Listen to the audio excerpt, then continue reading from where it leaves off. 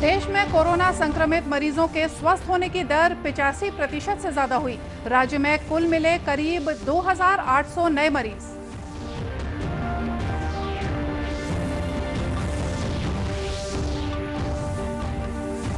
भाजपा ने धान खरीदी सहित अन्य मांगों को लेकर आज प्रदेश भर में किया धरना प्रदर्शन।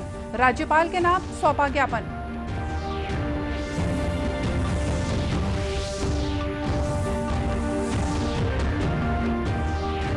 मुख्यमंत्री ने सरगुजा जिले के मैनपाट में कालीन बुनाई कार्य के जरिए स्थानीय लोगों को रोजगार उपलब्ध कराने के प्रयासों की सराहना की।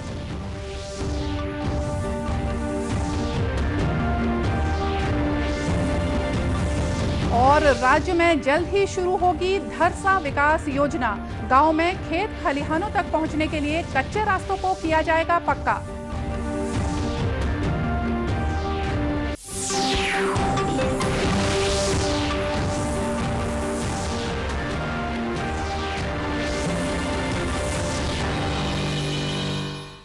नमस्कार, आप देख रहे हैं दूरदर्शन समाचार। मैं हूं मोनिका शर्मा और आइए अब देखते हैं समाचार विस्तार से। केंद्र सरकार की ओर से जारी बयान में यह कहा गया है कि देश में कोरोना संक्रमित मरीजों के स्वस्थ होने की दर 85% को पार कर गई है। केंद्रीय स्वास्थ्य मंत्रालय के मुताबिक बीते 24 घंटों में देश भर में 82,000 से ज्यादा लोग कोरोना संक्रमण से मुक्त हो चुके हैं। इस तरह भारत में अब तक 57,44,000 से ज्यादा मरीज ठीक हो चुके हैं। भारत दुनिया में ठीक हुए मरीजों की संख्या के मामले में सबसे आगे है। इस समय देश में मरीजों की संख्या अब तक संक्रमित हुए लोगों की कुल संख्या का 13.44% है। फिलहाल 9 लाख से ज्यादा मरीजों का इलाज देश के विभिन्न अस्पतालों और होम आइसोलेशन में चल रहा है। इधर छत्तीसगढ़ में भी बीते 24 घंटों के दौरान 2,888 कोरोना संक्रमित नए मरीज मिले हैं। वहीं इस दौरान 2,847 मरीज स्वस्थ भी हुए हैं। फिलहाल प्रदेश में सक्रिय मामलों की संख्या 27,238 है। प्रदेश के सभी जिलों में कोरोना मरीजों को मनोवैज्ञानिक तौर पर संबल देने के लिए काउंसलर नियुक्त किए गए हैं। दूरदर्शन समाचार के साथ विशेष बातचीत में स्वास्थ्य विभाग के संचालक डॉक्टर नीरज बंसोड़ ने बताया कि अस्पताल में भर्ती और होम आइसोलेशन में रह रहे मरीजों की परेशानी दूर करने के लिए काउंसलर की सुविधा दी गई है। कोविड-19 के मरीजों को सबसे बड़ी जो ज़रूरत होती है वो साइकोलॉजिकल सपोर्ट की ज़रूरत होती है। इसके लिए विभाग के द्वारा काउंसलर्स की एक टीम बनाई गई है। प्रत्येक जिले में काउंसलर्स को पोस्ट किया गया है। इन काउंसलर्स के द्वारा जो है उनको कोविड हॉस्पिटल में, कोविड केयर सेंटर में और टेलीफोन के माध्यम से काउंसलिंग की जाती है। मरीजों की सबसे ज़रूरत होती है कि डॉक्टर से सीधे बात करें, और डॉक्टर से सीधे बात नहीं हो पाने के कारण उनमें एक जो है उनमें तो उनको परेशानी महसूस होती है। उनको हॉस्पिटल में लगातार रहना पड़ता है, काफ़ी लंबा अंतराल रुकना पड़ता है। उसके लिए काउंसलिंग जो है बहुत ज़रूरी है, और इसके लिए जो है टेलीफोन के माध्यम से, साथ ही जो है वीडियो कॉल, और साथ में जो एक कंट्रोल रूम बनाया गया है सभी कोविड केयर सेंटर हॉस्पिटल्स में, वहाँ से भी जो है काउंसलिंग के सेशंस ऑर्गेनाइज किए जाते हैं। डॉक्टर बंसोड़ ने बताया कि फोन के जरिए काउंसलिंग से मरीजों को काफी राहत मिलती है और उनके जल्द स्वस्थ होने में भी मददगार साबित हो रही है। कोरोना संक्रमण से बचाव के लिए मास्क का इस्तेमाल सबसे कारगर माना जा रहा है। इसके लिए आज से पूरे प्रदेश में मास्क अप इंडिया नाम से एक अभियान की शुरुआत की गई है। अभियान के तहत समाज के जाने माने लोग, जनप्रतिनिधि, साहित्यकार, खिलाड़ी, कलाकार, वरिष्ठ अधिकारी और समाज सेवी लोगों से मास्क पहनकर कोरोना संक्रमण से बचने की अपील कर रहे हैं।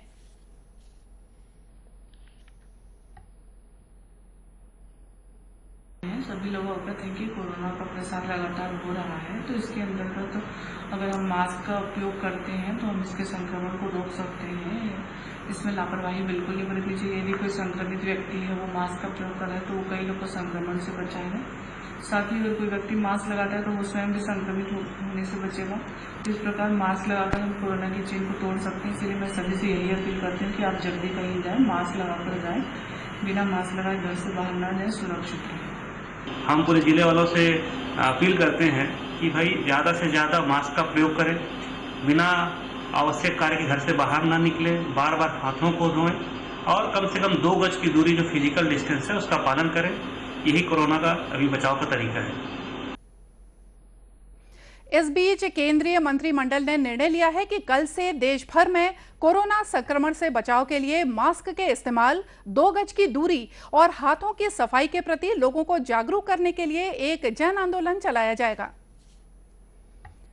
भारतीय जनता पार्टी ने धान खरीदी, खेती किसानी और किसानों के साथ किए गए वायदों को पूरा करने की मांग को लेकर आज प्रदेश भर में धरना प्रदर्शन किया। सभी ब्लॉक मुख्यालयों में आयोजित इस धरना प्रदर्शन में पार्टी के वरिष्ठ नेता और पदाधिकारी शामिल हुए। बिल्हा में आयोजित प्रदर्शन की अगुवाई नेता प्रतिपक्ष धर्मलाल कौशिक ने की। बाद में मीडिया से चर्चा करते हुए श्री कौशिक ने राज्य सरकार से प्रदेश में समर्थन मूल्य पर धान खरीदी का कार्य आगामी 1 नवंबर से शुरू करने की मांग की। भारतीय जनता पार्टी के द्वारा आज एक दिवसीय धरना कार्यक्रम रखा गया है और महामहिम राज्यपाल को ज्ञापन सौंपा जाएगा। इसमें मुख्य रूप से जो किसानों की मांग है कि 1 नवंबर से धान की खरीदी होनी चाहिए। दूसरी बात है कि जो 20 कुंटल प्रति एकड़ के हिसाब से सरकार खरीदी करे, बोनस 2 साल का नहीं दिया गया है, बोनस की राशि दे। उसके बाद में जो रकबे में कटौती की जा रही है, कटौती करना, उसको काटना बंद करे। राजधानी रायपुर में भी भाजपा के प्रदेश अध्यक्ष विष्णुदेव साय और सांसद सुनील सोनी की मौजूदगी में पार्टी पदाधिकारियों ने प्रदर्शन किया। मीडिया से चर्चा करते हुए श्री साय ने कहा कि राज्य सरकार से प्रति एकड़ 20 क्विंटल धान खरीदने की मांग की जा रही है।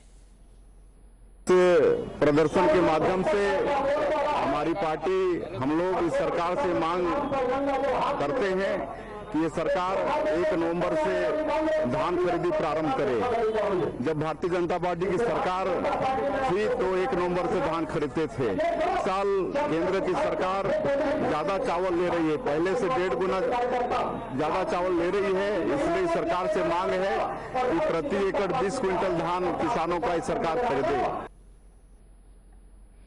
भाजपा की ओर से अपनी मांगों को लेकर राज्यपाल के नाम ज्ञापन भी सौंपा गया। नए कृषि कानून की जानकारी जन जन तक पहुंचाने के लिए भाजपा का संपर्क अभियान राज्य में जारी है। इसी कड़ी में बिलासपुर जिले के रतनपुर नगर में नए कृषि कानून पर परिचर्चा आयोजित की गई। इसमें सांसद अरुण साय ने कहा कि ये कानून किसानों को आत्मनिर्भर और ग्रामीण अर्थव्यवस्था को मजबूती देने वाला है। उन्होंने इस कानून को लेकर विपक्ष द्वारा लगाए जा रहे आरोपों को बेबुनियाद बताया। और जब तक किसानों की तरक्की नहीं होगी या कृषि प्रधान देश की भी तरक्की नहीं होगी, इस बात को ध्यान में रखते हुए किसानों को उनकी आय की अच्छी कीमत दिलाने के लिए, किसानों के चेहरे में खुशियां लाने के लिए, ग्रामीण अर्थव्यवस्था को मजबूत करने के लिए जो नरेंद्र मोदी जी की सरकार ने नए कृषि कानून लाए हैं, उन कानून के बारे में जानकारी देने के लिए आज रतनपुर में ये परिचर्चा का आयोजन हुआ है। इस परिचर्चा में तीनों कानूनों के बारे में विस्तार से चर्चा हुई है। इस परिचर्चा का आयोजन रतनपुर भाजपा मंडल की ओर से किया गया था। मुख्यमंत्री भूपेश बघेल ने सरगुजा जिले के मैनपाट में कालीन बुनाई कार्य के जरिए स्थानीय लोगों के लिए रोजगार के अवसर सृजित किए जाने के प्रयासों की सराहना की है। ये बात मुख्यमंत्री ने कल अपने रायपुर स्थित निवास कार्यालय में वीडियो कॉन्फ्रेंसिंग के माध्यम से सरगुजा जिले के लिए विभिन्न विकास कार्यों के लोकार्पण और शिलान्यास कार्यक्रम को संबोधित करते हुए कही। उन्होंने कहा कि सरगुजा में स्वच्छता और नवाचार के प्रयोगों से छत्तीसगढ़ को नई पहचान दी है। श्री बघेल ने कहा कि कालीन उद्योगों को बढ़ावा दिए जाने से रोजगार के नए अवसर बढ़े हैं। ये भी कहना चाहता हूं कि मैनपाट के जो कालीन है तो केवल अतिथियों के सम्मान देने के लिए नहीं होना चाहिए, बल्कि ये कालीन व्यावसायिक रूप से उत्पादन होकर प्रदेश और देश के कोने कोने में जाना चाहिए, ताकि उनको रोजगार ज्यादा से ज्यादा मिल सके और लाभ हम सबको मिले। कार्यक्रम में नगरीय प्रशासन मंत्री डॉक्टर शिव कुमार डहरिया, पंचायत मंत्री टीएस सिंहदेव और खाद्य मंत्री अमरजीत भगत भी शामिल हुए। छत्तीसगढ़ में अब बिजली संबंधी सेवाओं का लाभ उपभोक्ताओं को घर बैठे ही मिल सकेगा। इसके लिए मुख्यमंत्री भूपेश बघेल ने कल अपने निवास कार्यालय से मोर बिजली ऐप के नए फीचर्स का शुभारंभ किया। इस ऐप का निर्माण राज्य स्टेट पावर डिस्ट्रीब्यूशन कंपनी द्वारा किया गया है। इस मौके पर मुख्यमंत्री ने उम्मीद जताई कि कंपनी के इस प्रयास से उपभोक्ताओं को बिजली संबंधी किसी भी समस्या के निराकरण में काफी सहूलियत होगी। कार्यक्रम में पावर कंपनीज के चेयरमैन सुब्रत साहू ने कहा कि इस ऐप को गूगल प्ले स्टोर से निःशुल्क डाउनलोड किया जा सकता है। इसकी मदद से लोग 16 से ज्यादा प्रकार के विद्युत संबंधी कार्यों का निपटारा घर बैठे ही कर सकेंगे। मुख्यमंत्री भूपेश बघेल ने ऐलान किया है कि राज्य में जल्द ही धरसा विकास योजना शुरू की जाएगी। इस योजना के जरिए गांव के खेत खलिहानों तक पहुंचने के लिए धरसा के कच्चे रास्तों को पक्का किया जाएगा। यह घोषणा मुख्यमंत्री ने रायपुर स्थित अपने निवास कार्यालय से कल विवेकानंद विद्यापीठ द्वारा आयोजित स्वामी आत्मानंद स्मृति राष्ट्रीय वेबिनार को संबोधित करते हुए कही। उन्होंने कहा कि स्वामी आत्मानंद के बताए रास्ते पर चलते हुए राज्य सरकार किसानों, वनवासियों, गरीबों और मजदूरों को शिक्षा, स्वास्थ्य और रोजगार के बेहतर साधन उपलब्ध कराने के लिए हर संभव कोशिश कर रही है। मुख्यमंत्री ने यह भी बताया कि राज्य में इस वर्ष से शुरू हो रहे सभी 51 अंग्रेजी माध्यम के स्कूलों का नाम स्वामी आत्मानंद के नाम पर रखा जा रहा है। महात्मा गांधी राष्ट्रीय ग्रामीण रोजगार गारंटी योजना मनरेगा से बलरामपुर जिले के ग्रामीणों और किसानों को दोहरा लाभ मिल रहा है। एक और जहां इस योजना की मदद से कोरोना संकट के इस दौर में ग्रामीणों को उनके ही गांव में रोजगार मिल रहा है, तो वहीं दूसरी ओर जिले में पानी की कमी वाले कई इलाकों में मनरेगा के तहत हुए कार्यों से सिंचाई सुविधा बढ़ी है, जिससे किसान आत्मनिर्भर हुए हैं। शंकरगढ़ विकास खंड के सरीमा गांव से निकला फूलझर पहाड़ी नाला करीब 1.5 किलोमीटर लंबा है। इस नाले के माध्यम से मनकेपी और लोधी समेत 8 गांव के किसानों को सिंचाई के लिए पानी मिलता है, लेकिन गर्मी के दिनों में इसके सूख जाने के कारण किसान परेशान थे। ऐसे में योजना के तहत नाले में अलग अलग स्थानों पर स्टॉप डैम बनाकर बरसाती नाले के पानी को रोकने का कार्य किया गया है। इससे ग्रामीण काफी खुश हैं।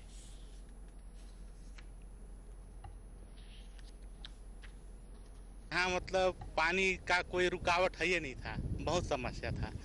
अभी मतलब पूरा सिंचाई के लिए साधन हो गया है, तो जो भी हो 4 फीट 5 फीट पानी जो भी जमा हो, लेकिन एकत्रित हो रहा है। अभी बस स्टॉप डैम बना है यहाँ, किसान को लाभ मिलेगा। रोजगार गारंटी के तहत ये जो काम मिल रहा स्टॉप डैम कर, ये सब में हम बढ़िया से कमा ली और बोल्डर चेक डैम भी मिल रहा, इनमें हम बढ़िया से काम कर ली और एक पैसा 1 सप्ताह के बाद तुरंत मिल जाते रहे। इनमें से हम बहुत खुश होली। और जो लॉकडाउन में हमके काम कर दिक्कत पड़त रहे, वो काम हमारे ग्राम पंचायत लोधी में मिल गलक, तो हमें यह जो काम करके हमारे जीवन यापन कर ली। गांव के सरपंच रमेश ने बताया कि नाले के पानी को रोककर सिंचाई की सुविधा बढ़ाई गई है। पहाड़ छोटा पहाड़ है, जो नाला है सर, उसको गेबियन के रूप में बीच बीच में स्टॉप करके पानी को लाया जा रहा है। पहले क्या था सर कि पानी जब बरसात का होता था तो बह जाता था, और पानी जब बरसात खत्म हो जाती थी तो पानी नहीं मिल पाता था खेती के लिए। अभी उसी को जेबियन मतलब बीच बीच में रोक के, नाला को बीच बीच में जेबियन बना के रोक के, इसके बाद यहाँ सर स्टॉप डैम बना दिए ताकि यहाँ पानी का स्टोरेज रहे और गर्मी के दिन में पानी की समस्या खेती के लिए ना रहे, इसके लिए बनाया गया है सर। शंकरगढ़ जनपद में पदस्थ मनरेगा के कार्यक्रम अधिकारी अभिषेक द्विवेदी ने बताया कि जल संरक्षण के सभी कार्य मनरेगा के तहत किए जा रहे हैं। 30.10 हेक्टेयर में किसान इस सिंचाई का लाभ ले रहे हैं। इस हमारे जो स्ट्रक्चर है, इससे सिंचाई का लाभ उनको मिल रहा है और कुल किसानों की संख्या है 137 किसान। और हम इस फुलझर नाला ट्रीटमेंट, इस कार्ययोजना का जो DPR हमने बनाया है वह है हमारा 1 करोड़ 4 लाख रुपए का। ये पूरा जो नरवा ट्रीटमेंट जो है, ये पूरा नरेगा से है, इसमें कोई कन्वर्जेंस का सहायता नहीं लिया गया है। सारे काम महात्मा गांधी नरेगा के माध्यम से कराए जा रहे हैं। स्थानीय किसानों ने बताया कि पानी की उपलब्धता बढ़ने से मिट्टी के कटाव में कमी आई है। और आइए देखते हैं अंत में मुख्य समाचार एक बार फिर से। देश में कोरोना संक्रमित मरीजों के स्वस्थ होने की दर 85% से ज्यादा हुई। राज्य में कल मिले करीब 2800 नए मरीज।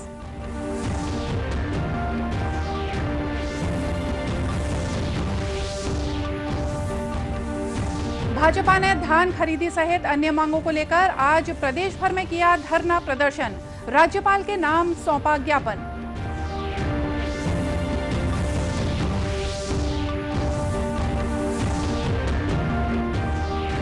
मुख्यमंत्री ने सरगुजा जिले के मैनपाट में कालीन बुनाई कार्य के जरिए स्थानीय लोगों को रोजगार उपलब्ध कराने के प्रयासों की सराहना की।